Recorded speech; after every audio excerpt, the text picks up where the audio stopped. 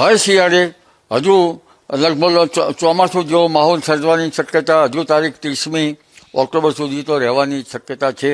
ત્યારબાદ 50 વર્ષની અસરો 2 નવેમ્બર અને નવેમ્બરની શરૂઆત સુધીમાં રહેવાની શક્યતા રહેશે.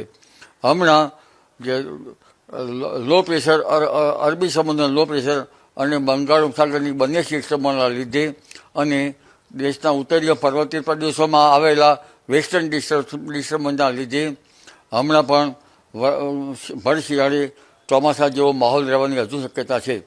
દક્ષિણ ગુજરાતમાં ભારે વરસાદના પગલા પછી હવે સૌરાષ્ટ્રના કેટલાક ભાગોમાં પણ ભારેથી અતિભારે વરસાદ થવાની શક્યતા રહેશે અને આ ધીરે ધીરે આ સિસ્ટમ લગભગ પૂર્વીય ભારત તરફ ખસવાની શક્યતા રહેતા લગભગ આગામી 48 કલાકમાં